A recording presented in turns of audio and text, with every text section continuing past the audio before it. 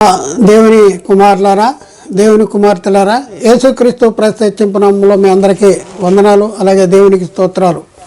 ప్రియులారా, ఎలా ఉన్నారు? బాగానే ఉన్నారని తలుస్తున్నాను. అలాగే మేము కూడా దేవుని కృపా మహదేశ్వర్యాన్ని బట్టి కులాసగానే ఉన్నాం. ప్రియులారా, మనం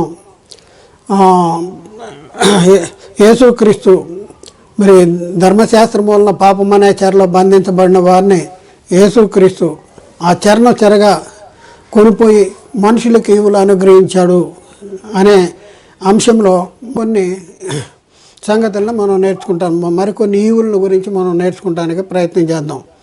ప్రియులారా, 19వ ఈవి ఈ క్లాసులో 19వ ఈవి ఏంటంటే దేవుని కుమారత్వాన్ని అనుగ్రహించాడు. దేవుని కుమారత్వాన్ని అనుగ్రహించాడు. యేసుక్రీస్తు వారు పాపం అనే చెరగా పట్టుకుని పోయి సెలవులో మృతి పొంది పాపం అనే చెరగా పట్టుకుని పోయి మనుషులకు అనుగ్రహించిన ఈవుల్లో దేవుని కుమారత్వం. ధర్మశాస్త్రము పాపానికి బలం మీద దేంట్లో ఉందంటే ధర్మశాస్త్రంలో ఉంది. ధర్మశాస్త్రం వల్ల లోకంలోకి ఏమొచ్చిందంటే పాపం వచ్చింది. మరి పాపం అన్నీ తీసివేయాలంటే ధర్మశాస్త్రాన్ని కొట్టివేయాలి. అందుకనే యేసుక్రీస్తు వారు శరీరాన్ని ధరించుకుని ఈ లోకానికి వచ్చాడు. సెలవులో ధర్మశాస్త్రాన్ని కొట్టివేశాడు. కొట్టివేయటం ద్వారా ధర్మశాస్త్రం వల్ల కలిగిన పాపాన్ని తీసివేసేసాడు. తీసివేయటం ద్వారా ఏం జరిగింది మనకి అని అంటే బైబిల్ ఏం చెప్తుందంటే, దేవుని ఆత్మచేత ఎందరు నడిపించబడతారో వారందరూ దేవుని కుమారులే ఉన్నారు అంటాడు. దేవుని ఆత్మచేత నడిపించబడాలి. దేవుని ఆత్మచేత నడిపించబడటం అంటే ఆత్మ ద్వారా సిద్ధపరచబడినటువంటి వాక్యాన్ని అనుసరించి జీవించటం ద్వారా దేవుని కుమారులుగా తీర్చిదిద్దబడేటటువంటి పరిస్థితి. దేవుని కుమారత్వము అంటే దేవుని కుమారత్వం. అంతకుముందు ఎవరు కుమారులుగా ఉన్నారు? అపవాది కుమారులుగా ఉన్నారు. మీరు మీ తండ్రి అపవాది కుమారులు అనేసి యేసుక్రీస్తు నాటి యూదులతో చెప్పాడు. కాబట్టి ఇప్పుడు రోమాపత్రిక 8వ అధ్యాయంలో 14వ వచనంలో దేవుని ఆత్మచేత ఎందరు నడిపించబడదురో వారందరూ కూడా దేవుని కుమారులే ఉన్నారు అంటాడు. అలాగే గలతీ పత్రికలో 3వ అధ్యాయంలో 26వ వచనంలో అక్కడ రాయబడింది ఏంటంటే, యేసుక్రీస్తునందు మీరందరూ విశ్వాసము ద్వారా దేవుని కుమారులే ఉంటారు. యేసుక్రీస్తునందు మీరందరూ విశ్వాసము ద్వారా దేవుని కుమారులే ఉన్నారు అంటాడు. అలాగే యోహాను సువార్తలో 1వ అధ్యాయం 12-13 వచనాల్లో అక్కడే ఉంది, తను ఎందరు అంగీకరించెదరో అనగా తన నామమందు విశ్వాసముంచు వారికి దేవుని పిల్లలవుటకు ఆయన అధికారము అనుగ్రహించెను అంటాడు. వారు దేవుని వలన పుట్టిన వారే కానీ రక్తం వలనైనా శరీరత్వం వలనైనా పుట్టినవారు కాదు అనేసి అంటున్నారు. కాబట్టి ప్రియులారా, ఒకసారి అలా దేవుని కుమారులు అంటే మనం దేవుని కుమారులు అంటే మామూలు తన మాట చేత ఈ లోకాన్ని కలగజేసి శాసిస్తూ నియంత్రిస్తూ ఉన్నటువంటి దేవాది దేవుని యొక్క కుమారులు మనం. ఒకసారి మనం ఆలోచించుకోవాలి. మనం ఎవరము? యేసుక్రీస్తునందు విశ్వాసం ఉంచిన మనం ఎవరము? క్రీస్తు రక్తంలో కడగబడిన మనం ఎవరము? యేసుక్రీస్తు నామంలో బాప్తిజం తీసుకున్న పరిస్థితుల్లో మనం ఎవరము అంటే దేవుని కుమారులు అంటాడు. దేవుని ఆత్మచేత ఎందరూ నడిపించబడుదురో వారందరూ దేవుని కుమారులు అంటాడు. యోహాను రాసిన మొదటి పత్రిక 3వ అధ్యాయం 2వ వచనంలో అక్కడేమంటాడు, ఇప్పుడు మనము దేవుని పిల్లలమై ఉన్నాము అంటాడు. ఇప్పుడు మనము దేవుని పిల్లలము. ప్రియులారా, ఇప్పుడు మనము దేవుని పిల్లలమై ఉన్నాము. మనం ఇక మీదట ఏమవుదామో అది ఇంకనూ ప్రత్యక్షపరచబడలేదు, కానీ ఆయన ప్రత్యక్షమైనప్పుడు ఆయన ఉన్నట్టుగానే ఆయన్నే చూతుము. ఆయన ఉన్నట్టుగానే ఆయన్ని చూతుము కనుక ఆయనను పోలి ఉందము. ఆయన ఉన్నట్టుగానే ఆయన చూస్తాం కనుక ఆయన్ని పోలి ఉంటాము అనేసి అక్కడ రాయబడింది. అలాగే రోమపత్రిక 8వ అధ్యాయము 16వ వచనంలో మనము దేవుని పిల్లలమని ఆత్మ తానే మన ఆత్మతో కూడా సాక్ష్యం ఇస్తున్నాడు. మనము దేవుని పిల్లలము అనేసి బైబిల్ చాలా స్పష్టంగా చెప్తుంది. ప్రస్తుత కాలంలో యేసుక్రీస్తు నందు విశ్వాసం ఉంచి ఆత్మచేత అంటే వాక్యము ద్వారా మనం కనబడితే మనం ఎవరమంటే దేవుని కుమారులమే ఉంటాము అంటే దేవుని కుమారులం. యోహాను రాసిన మొదటి పత్రిక 3వ అధ్యాయం 1వ వచనంలో మనము దేవుని పిల్లలమని పిలువబడినట్లు తండ్రి మనకెట్టి ప్రేమను అనుగ్రహించనో చూడుడి అంటాడు. మనము దేవుని పిల్లలమే. ఈ హేతువు చేత లోకం మన ఎరగదు, ఏలైనగా అది ఆయన్ను ఎరగదు అంటాడు. మనము దేవుని పిల్లలమే అనేసి లేఖనంలో చెప్తుంది. అలాగే ప్రియులారా, మరొక 19వ పాయింట్ మనం చూసుకుంటే 19వ ఈవెను 20వ ఈవెను గురించి మనం చూసుకుంటే 20వ ఈవెను గురించి చూస్తే పరిశుద్ధులతో ఏకపట్టనస్తులు. ఒకప్పుడు దేవుని కుమారులమై ఉన్నాము, దేవుని కుమారులే ఏమవుతున్నారంటే పరిశుద్ధులతో ఏకపట్టనస్తులు. అంత మాత్రమే కాక దేవుని ఇంటివారు. దేవుని కుమారులు ఎక్కడుంటారు? దేవుని ఇంటివారు. ఎవరు? వాళ్ళకి ఎలాంటి స్థాయి స్టేటస్ ఉందంటే పరిశుద్ధులతో ఏకపట్టనస్తులు అనేసి అక్కడ రాయబడి ఉంది. చూద్దాం ప్రియులారా, గలతీ పత్రికలో పరిశుద్ధులతో ఏకపట్టనస్తులుగా ఉన్నటువంటి మన యొక్క మన పరిస్థితి ఏంటంటే దేవుని ద్వారా వారసులము అనేసి చెప్పబడుతుంది. గలతీ పత్రిక 4వ అధ్యాయంలో 6-7 వచనాల్లో, గలతీ పత్రిక 4వ అధ్యాయం 6-7 వచనాల్లో, మరియు మీరు కుమారులై ఉన్నందున నాయనా తండ్రి అని మొరపెట్టు తన కుమారుని ఆత్మను దేవుడు మన హృదయంలోనికి పంపెను. మీరు కుమారులై ఉన్నారంటే కుమారులకు ఉన్న ఆధిక్యత ఏంటంటే నాయన తండ్రి అని మొరపెట్టు తన కుమారుని ఆత్మను మన హృదయంలోనే పంపాడంట. పంపితే ఏం జరుగుతుందంటే, కాబట్టి నీవిక దాసుడు కాదు కుమారుడివై. కుమారుడు అనగా దేవునికి వారసుడు. మనం దేవునికి వారసులం.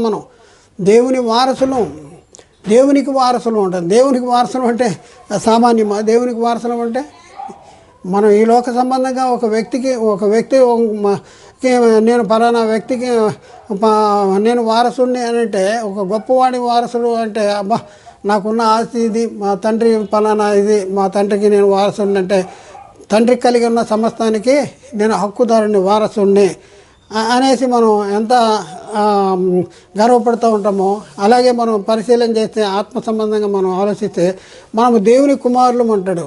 దేవుని కుమారులు అంటే ఏంటి? దేవునికి వారసులము.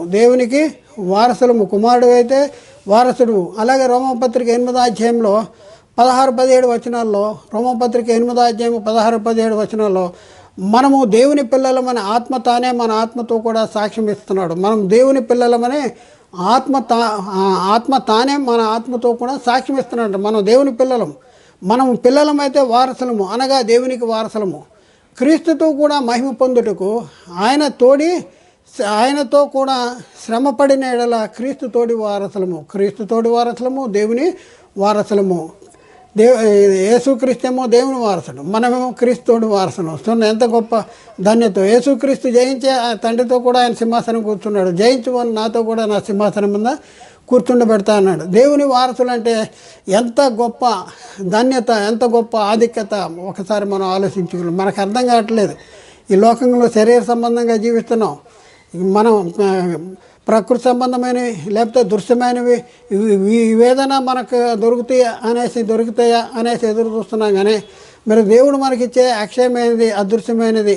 మరి అందుకనే అపోస్తులను మేము దృశ్యమైన వాటిని చూడక అదృశ్యమైన వాటిని నిదానించి చూస్తున్నాము అనేసి అపోస్తులు చెప్పిన సంగతి. కాబట్టి ప్రియులారా, మరి దేవుడు మనకు అనుగ్రహించే ఈవులు ఏంటి అంటే దేవుని కుమారుడు అంటాడు, దేవుని వారసుడు, పరలోకముందున్న దేవుని కుటుంబ సభ్యులమంట. మనం దేవుని కుటుంబం యొక్క సభ్యులం. 21వ పాయింట్, దేవుని కుటుంబం యొక్క సభ్యులము. మన కుటుంబంలో ఒక సభ్యుడు అంటే మన కుటుంబం చాలా గొప్పదైతే ఎంత ఆధిక్యత ఉంటుందో ఒకసారి ఆలోచించి.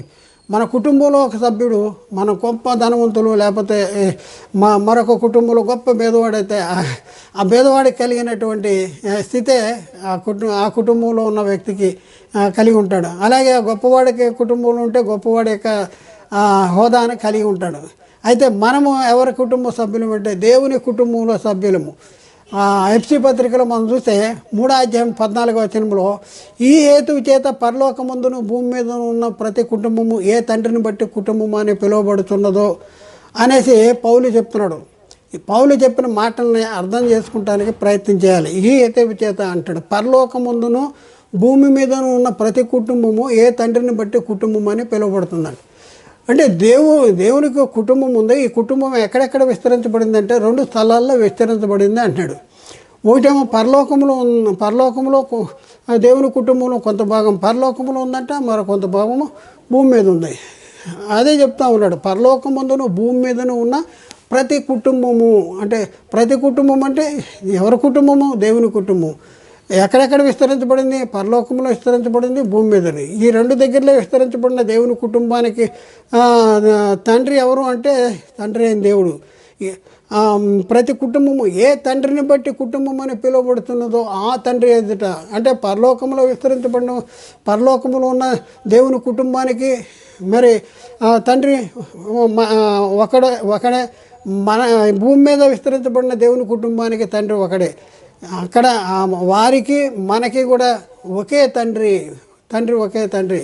అంటే మనము ఎవరి కుటుంబంలో చేర్చబడ్డాము ఒకసారి ఆలోచించి, ఎవరి కుటుంబంలో చేర్చబడ్డాము అంటే దేవుని కుటుంబంలో చేర్చబడ్డాము. మరొక సంగతి చూద్దాం. 22వ పాయింట్, జీవము గల దేవుని పట్టణమునకు అనగా పరలోక యెరూషలేమునకు వచ్చాము. మనం ఎక్కడికి వచ్చాము? ఎవరైతే కొత్తగా జన్మించారో, బాప్తిజం తీసుకున్నారో, పునఃస్థితి స్థాపన సంబంధమైన స్నానము ఎవరైతే ద్వారా నూతన స్వభావం ధరించుకున్నామో, మరి పరిశుద్ధాత్మ మనకు నూతన స్వభావం ధరింపు చేశాడో, వాక్య మూలంగా జన్మించామో, ఆత్మ మూలంగా జన్మించామో, మన యొక్క స్థితి ఏంటంటే జీవము గల దేవుని పట్టణానికి వచ్చాము. మనం వచ్చేసాము. ఎక్కడికి వచ్చేసాము? జీవము గల దేవుని పట్టణానికి వచ్చాము, అనగా పరలోకపు యెరూషలేముకు వచ్చాము. ఇప్పుడున్న పరిస్థితుల్లో బాప్తిజం తీసుకునే సంఘములో చేర్చబడిన మన పరిస్థితి ఏంటంటే జీవము గల దేవుని పట్టణం. జీవము గల దేవుని పట్టణం ఎక్కడుంది? ఎక్కడో ఉందనుకుంటున్నారు. మనం ఇప్పుడు వచ్చింది, మనం ఉన్నదే జీవము గల దేవుని పట్టణము, పరలోక యెరూషలేము అంట. ఏది పరలోక యెరూషలేము? పరలోక పట్టణం అన్నా, జీవము గల దేవుని సంఘం జీవము గల దేవుని పట్టణం అన్నా, పరలోకపు యెరూషలేము అన్నా, పరలోక రాజ్యం అన్నా, ఇవన్నీ కూడా మనం పరిశీలన చేస్తే సంఘాన్ని గురించే. అయితే సంఘంలో చేర్చబడిన వారి యొక్క స్థితి ఏంటి? వారి యొక్క గొప్పతనం ఏంటి? వారి యొక్క ఔన్నత్యం ఏంటి అంటే మనం చూస్తే పరలోకపు యెరూషలేముకి వచ్చేసామంటాయి. యెరూషలేముకి ఎక్కడ? హెబ్రీ పత్రికలో 12వ అధ్యాయంలో 22వ వచనంలో మనం చూస్తే, హెబ్రీ పత్రిక 12వ అధ్యాయము 22వ వచనంలో, ఇప్పుడైతే ఈ సీయోను కొండకును జీవము గల దేవుని పట్టణమునకు అనగా పరలోక యెరూషలేమునకు వేవేల కొలది దేవదూతల ఎద్దుకును వచ్చేసాము అంటాడు. అలాగే హెబ్రీ పత్రిక 12వ అధ్యాయం 24వ వచనంలో అక్కడేమన్నా కొత్త నిబంధనకు మధ్యవర్తి అయిన యేసు వద్దకు వచ్చామంట. హెబ్రీ పత్రిక 12వ అధ్యాయం 24వ వచనంలో క్రొత్త నిబంధనకు మధ్యవర్తి అయిన యేసు వద్దకు వచ్చేసాము. మనం యేసుక్రీస్తు దేనికి మధ్యవర్తి అంటే క్రొత్త నిబంధన దానికి మధ్యవర్తి అంట. హెబ్రీ పత్రిక 12:24 క్రొత్త నిబంధనకు మధ్యవర్తి అయిన యేసు వద్దకును హేబేలు కంటే శ్రేష్టముగా పలుకు ప్రోక్షణ రక్తమునకు మీరు వచ్చి ఉన్నారు. హేబేలు కంటే శ్రేష్టముగా పలుకు ప్రోక్షణ రక్తమునకు మీరు వచ్చి ఉన్నారు అంటాడు. కాబట్టి ప్రియులారా ఒకసారి ఆలోచించండి. మధ్యవర్తి యేసు వద్దకు, కొత్త నిబంధనకు మధ్యవర్తి యేసు వద్దకు వచ్చాం. మరొక పాయింట్ చూద్దాం. 23వ పాయింట్, పరలోకమందు వ్రాయబడిన జ్యేష్ఠుల సంఘానికి వచ్చాం. పరలోకమందు వ్రాయబడిన జ్యేష్ఠుల సంఘం, పరలోకంలో రాయబడిందంట జ్యేష్ఠుల సంఘం. ఒక సంఘం ఉంది జ్యేష్ఠత్వపు హక్కుకి ఎంత విలువ ఉందో మనం ఒకసారి లేఖనాలు మన పాత నిబంధన కానీ కొత్త నిబంధన కానీ మనం చదువుతాయండి. జ్యేష్ఠత్వపు హక్కుకి ఎంత విలువ ఉందో మనం చూస్తూ ఉన్నాం. అయితే ఇప్పుడున్న పరిస్థితుల్లో మనం ఆ జ్యేష్ఠుల సంఘానికి, పరలోకములో రాయబడిన జ్యేష్ఠుల సంఘానికి మనం వచ్చేసే ఉంటాయి. హెబ్రీ పత్రిక 12వ అధ్యాయం 23వ వచనం, హెబ్రీ పత్రిక 12వ అధ్యాయం 23వ వచనం, పరలోకముందు వ్రాయబడి ఉన్న జ్యేష్ఠుల సంఘమునకును వారి మహోత్సవమునకును అందరి న్యాయాధిపతి అయిన యేసునొద్దకును సంపూర్ణ సిద్ధి పొందిన నీతిమంతుల ఆత్మల యొద్దకును మీరు వచ్చి ఉన్నారు. సంపూర్ణ సిద్ధి పొందిన నీతిమంతుల ఆత్మల దగ్గరికి మీరు వచ్చి ఉన్నారంట. అంటే పరలోకం ముందు వ్రాయబడిన జ్యేష్ఠుల సంఘము. జ్యేష్ఠులు అంటాడు. జ్యేష్ఠుడు తన యేసుక్రీస్తుని గురించి మనం పరిశీలన చేస్తే తన కుమారుడు అనేక సహోదరుల్లో జ్యేష్ఠుడు అగినట్లు యేసుక్రీస్తు అనేక సహోదరులు ఉన్నారంట. అనేక సహోదరుల్లో జ్యేష్ఠులు. ఎవరు ఈ అనేక సహోదరులు? మనం ఎవరు అంటే సహోదరులు. ఎవరికి సహోదరులు? యేసుక్రీస్తుకి సహోదరులు. యేసుక్రీస్తు మాకు తండ్రి అని, యేసుక్రీస్తు తండ్రి నాయన యేసయ్య అని ప్రార్థన చేసేవాళ్ళు ఉన్నారు. వీళ్ళ ప్రార్థన పరలోకం వెళ్ళదు. రోమపత్రిక 8వ అధ్యాయం 29వ వచనంలో, రోమపత్రిక 8వ అధ్యాయం 29వ వచనంలో, ఎందుకనగా తన కుమారుడు అనేక సహోదరుల్లో జ్యేష్ఠుడగినట్లు దేవుడు ఎవరిని ముందుగా ఎరగనో వారు తన కుమారుని స్వారూప్యం గలవారుటకు వారిని ముందుగా నిర్ణయించెను. చూడండి, ఎందుకనగా తన కుమారుడు అనేక సహోదరుల్లో జ్యేష్ఠుడు అవ్వాలంట. జ్యేష్ఠుడు అవ్వాలంటే ఏం చేయాలి? దేవుడు ముందుగా ఎవరిని ఎరిగాడో వాళ్ళందరినీ కూడా తన కుమారుని స్వారూప్యం గలవారుగా అవుటకు వారిని నిర్ణయించాడు అంటే పరిస్థితి మనం ఒకసారి జ్యేష్ఠత్వపు హక్కు, జ్యేష్ఠుల సంఘములో చేర్చబడ్డాం మనం. జ్యేష్ఠత్వపు హక్కు యొక్క విలువ మనం ఒకసారి పరిశీలన చేసుకోవాల్సిన అవసరం ఉంది. చూద్దాం ప్రియులారా, ఎక్కడంటే ఇక్కడ ఒక్క పూట కూటి కోసము జ్యేష్ఠత్వ హక్కును అమ్మివేసిన ఏసావు అంటే భ్రష్టుడైనను వ్యభిచారైన ఉండునేమో అని జాగ్రత్తగా చూసుకోండి అంటాడు. హెబ్రీ పత్రిక 12వ అధ్యాయంలో 15 వచనములు చూస్తే 16 వచనాల్లో మనం చూస్తే, మీలో ఎవడైనాను దేవుని కృపను పొందకుండా తప్పిపోనేమో అని చేదైన వేరు ఏదైనాను మొలచి కలవరపడటం వలన అనేకులు అపవిత్రులైపోదురేమో అని కలవరపరిచేటటువంటి పరిస్థితి ఉంది. పరచబడేటటువంటి పరిస్థితి ఉంది. చేదైన వేరు మొలిచేటటువంటి పరిస్థితి ఉంది. అయితే జాగ్రత్తగా చూసుకోండి, మీలో ఎవడైనా దేవుని కృపను పొందకుండా తప్పిపోతారేమో. జాగ్రత్తగా చూసుకోండి, దేవుని కృపను పొందకుండా తప్పిపోయినటువంటి వారిని గురించి ఆయన గురించి చెప్తా ఉన్నాడు. ఎవరిని గురించి? 16వ వచనంలో, ఒక్క పూట కూటి కోసము జ్యేష్ఠత్వపు హక్కును అమ్మివేసిన ఏసావు వంటి భ్రష్టుడైనను వ్యభిచారి అయినను ఉండునేమో అని జాగ్రత్తగా చూచుకోండి. ఒక్క పూట కూటి కోసం జ్యేష్ఠత్వ హక్కు యొక్క విలువ తెలవలేదు. ఏది కావాలి? కడుపు. ఇప్పుడున్న పరిస్థితుల్లో కూడా క్రైస్తవులుగా ఉన్న మనం జ్యేష్ఠుల సంఘానికి వచ్చాం. జ్యేష్ఠుల సంఘము, జ్యేష్ఠులు ఒక్కడికే ప్రత్యేకత ఉంటుందంట. జ్యేష్ఠులు కుటుంబంలో 10 మంది ఉంటే జ్యేష్ఠులు ఒక్కడికే ఉంటుంది. అయితే మనం జ్యేష్ఠుల సంఘము, జ్యేష్ఠులు అనేక మంది ఉన్నారు. ఆ సంఘానికి మనం వచ్చాం. చూడండి, మన యొక్క మహిమ ఎలాంటి గొప్ప మహిమ మనకు ఒకసారి ఆలోచించండి. అయితే 17వ వచనంలో చూస్తే, ఏశావు తర్వాత ఆశీర్వాదం పొందగోరి తర్వాత తెలిసింది ఆ జ్యేష్ఠత్వ హక్కు యొక్క విలువ. ఒక్క పూట కూటి కోసం జ్యేష్ఠత్వ హక్కుని అమ్మేశాడు కదా. తర్వాత తెలిసిన తర్వాత ఏం చేస్తున్నాడు? కన్నీరు విడుచుతూ దానికోసము శ్రద్ధగా వెతికినను మారు మనసు పొందని అవకాశము దొరకక విసర్జించబడిను.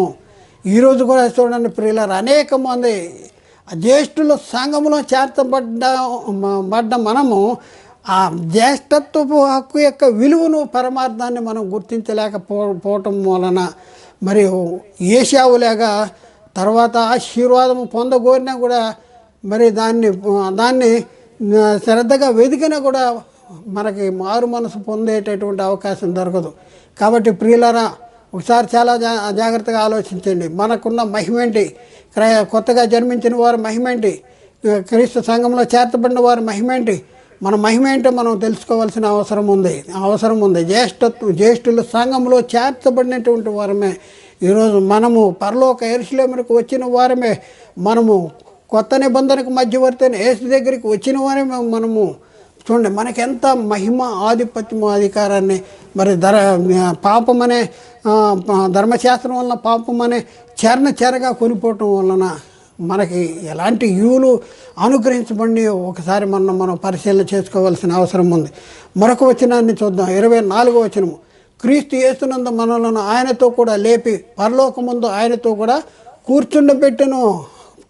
క్రీస్తు యేసునందు మనల్ని ఆయనతో కూడా లేపాడంట. మనం లేపబడినవారు, మనం క్రీస్తు యేసులో మనం లేపబడినవారు. లేపి పరలోకమందు ఆయనతో కూడా కూర్చోబెట్టాడు. ఎక్కడుంది మన జీవము? మన జీవం ఎక్కడుంది? మీరు మృతి పొందితేనంట మీ జీవము క్రీస్తు కూడా దేవుని యందు దాచబడి ఉందంటాడు. సామాన్యమైనటువంటి వాళ్ళం కాదు. ఎప్పుడైతే మనం ఆత్మూలంగాను జన్మించామో, అక్షయ బీజములను జన్మించామో, మరి వాక్యమూలంగా జన్మించామో, మన యొక్క మహిమ ఎలాంటిది అంటే క్రీస్తు యేసునందు మనలను ఆయనతో కూడా లేపి పరలోకం ముందు ఆయనతో కూడా కూర్చోమండి. అందుకనే మనం బాప్తిజం తీసుకోగానే మన పౌరస్థితి మారిపోతుంది. శరీరానికి పౌరస్థితి ఈ లోకంలో ఉంటే ఆత్మిక పౌరస్థితి పరలోకంలో. ఒకప్పుడు ఆత్మిక పౌరస్థితి నరకంలో ఉండేది. అపరాధాలతో పాపములు చేసి చనిపోయినటువంటి పరిస్థితుల్లో ఉన్నాం. అలాంటి పరిస్థితుల్లో దేవుడు క్రీస్తుతో కూడా మనల్ని బ్రతికించాడు. బ్రతికించిన మన పరిస్థితి ఏంటంటే క్రీస్తు యేసునందు మనల్ని ఆయనతో కూడా లేపి ఆయనతో క్రీస్తుతో కూడా లేపి పరలోకమందు ఆయనతో కూడా కూర్చుండబెట్టాడంట. కొలసీ పత్రికలో 3వ అధ్యాయంలో 1-4 వచనాలు మనం పరిశీలన చేస్తే, మీరు క్రీస్తుతో కూడా లేపబడిన వారైతే పైన ఉన్న వాటినే వెదకుడి. అక్కడ క్రీస్తు దేవుని కుడి పార్శ్వమున ఉన్నాడు. పైన వాటి మీద కానీ భూ సంబంధమైన వాటి మీద మీరు మనస్సు పెట్టకుడి. ఏలైనగా మీరు మృతి పొందితిరి, మీ జీవము క్రీస్తుతో కూడా దేవుని యందు దాచబడింది. మనం మృతి పొందాం. దేని విషయంలో మృతి పొందాము? పాప విషయంలో మృతి పొందాం.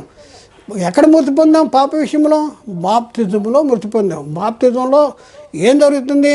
బాప్తిజంలో ఆయనతో కూడా పాతి పెట్టబడుతున్నాం. కొలసీ పత్రికలో 2వ అధ్యాయం 12వ వచనంలో, కొలసీ పత్రిక 2:12లో, మీరు బాప్తిజమునందు ఆయనతో కూడా పాతి పెట్టబడిన వారై ఆయనను మృతులలో నుండి లేపిన దేవుని ప్రభావమునందు విశ్వసించడం ద్వారా ఆయనతో కూడా లేచి మనం బాప్తిజం తీసుకుంటున్నాం కదా.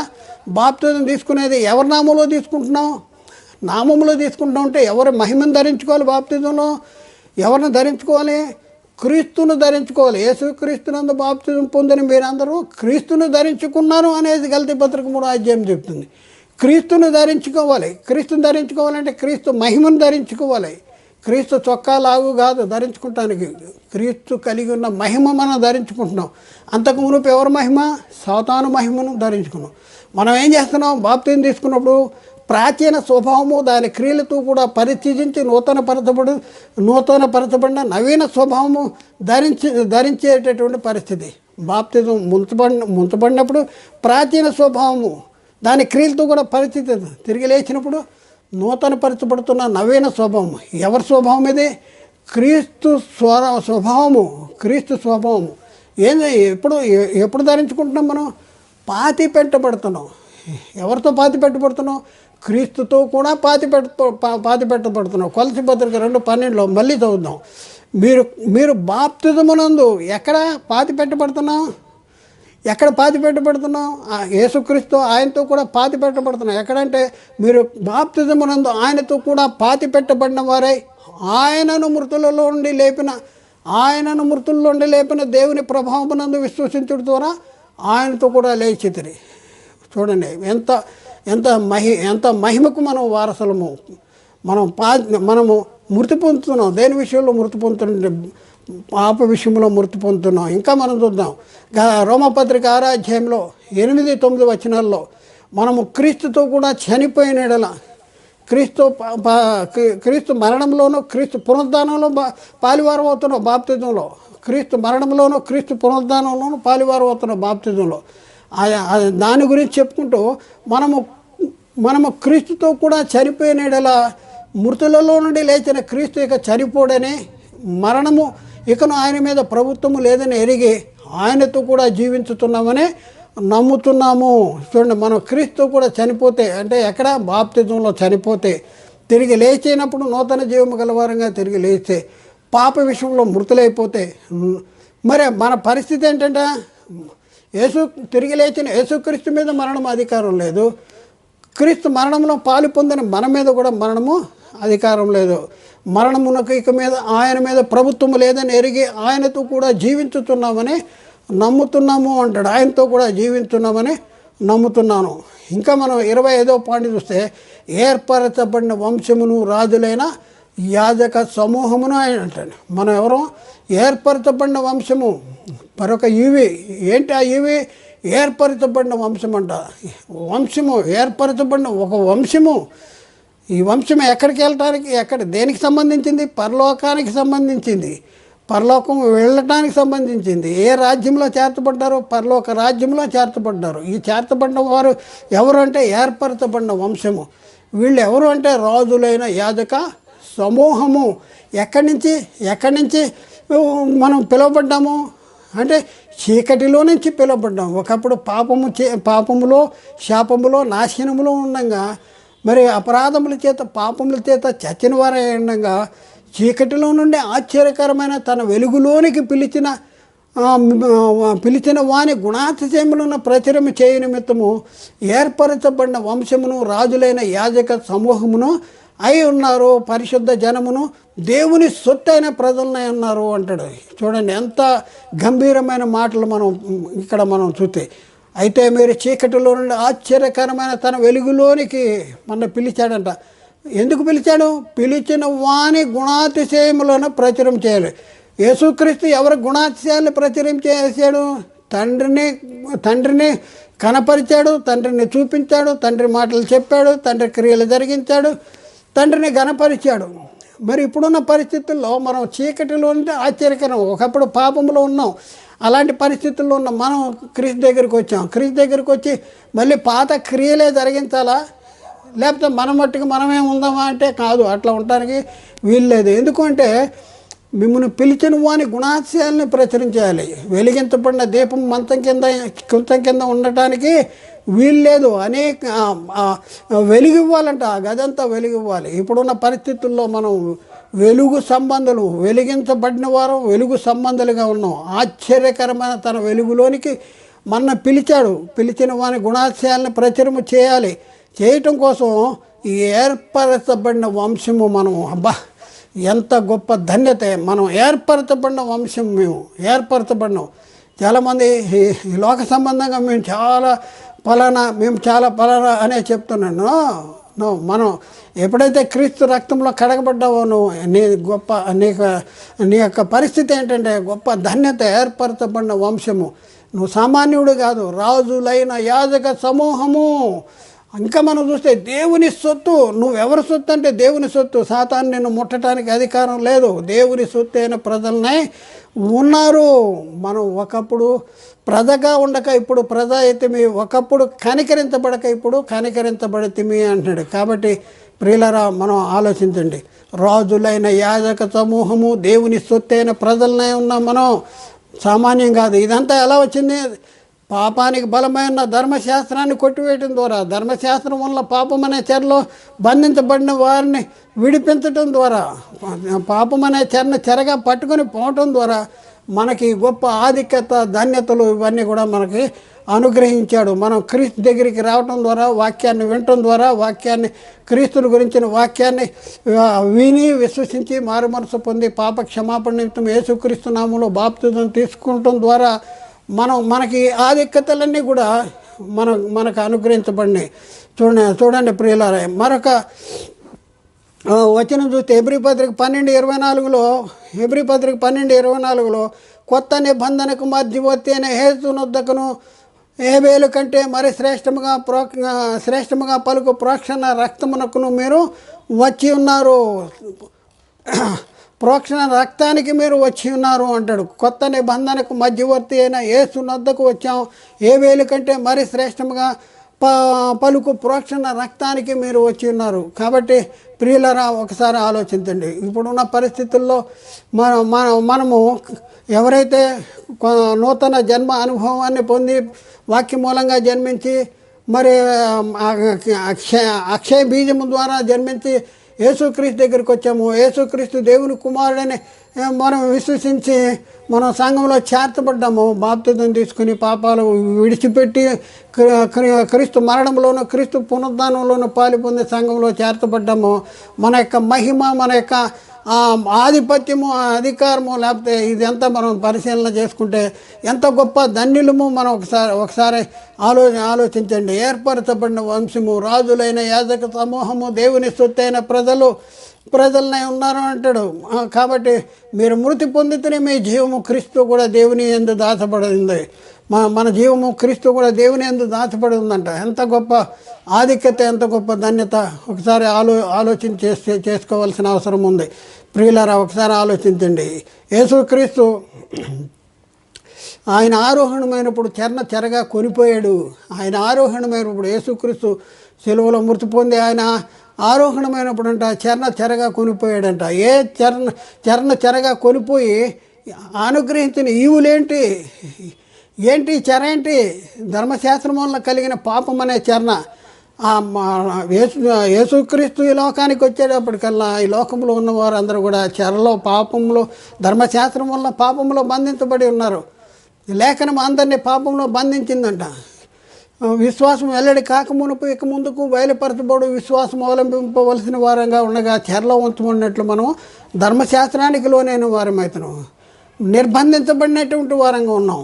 అలాంటి పరిస్థితుల్లో యేసుక్రీస్తు ఈ లోకానికి వచ్చి ఎవరు చేయలేని పని ఆయన చేశాడు. మన పాపాలకి మన పాపము నిమిత్తము సిలువలో రక్తాన్ని కార్చాడు. ఈ లోకంలో ఏ మనుషుడు కూడా చేయలేనటువంటి పని. మరి ఎవరి వల్ల రక్షణ కలగదంట. ఈ నామమున మనం రక్షణ పొందాలి. మరి మన పరిస్థితి వాని ప్రాణ విమోచన ధనము అతి గొప్పది, అది ఎన్నటికూ తీరకట్లు ఉండవలసినదే. వాని ప్రాణ విమోచన ధనము అతి గొప్పది అంటాడు, అతి గొప్పది. అలాంటి పరిస్థితుల్లో మనం మా యేసుక్రీస్తు తన స్వరక్తం చేత తన్ను తాను మన కోసం బలిగా అర్పించుకుని ఆయన రక్తాన్ని సిలువలో రక్తాన్ని చిందించి ఆయన రక్తమునందలి విశ్వాసం ద్వారా మనల్ని నీతిమంతులుగా తీర్చి మనకి గొప్ప ఆధిక్యతలు గొప్ప ధన్యతలు మనకు అనుగ్రహించాడు. కాబట్టి మనం ఎవరి కుటుంబంలో చేర్చబడ్డాం, దేవుని ఇంటి వారంగా ఉన్నాం, పరలోక పరిస్థితి కలిగిన వారు. అలాగే పైన మన జీవము క్రీస్తు కూడా దేవుని యందు దాచబడింది. ఇంత గొప్ప ధన్యత ఆధిక్యతలు ఇవన్నీ కూడా ఎవరి ద్వారా మనకు వచ్చినాయంటే, దేని ద్వారా వచ్చినాయి, ఎప్పుడు వచ్చినాయి అంటే యేసుక్రీస్తు ధర్మశాస్త్రాన్ని కొట్టివేయటం ద్వారా పాపమనే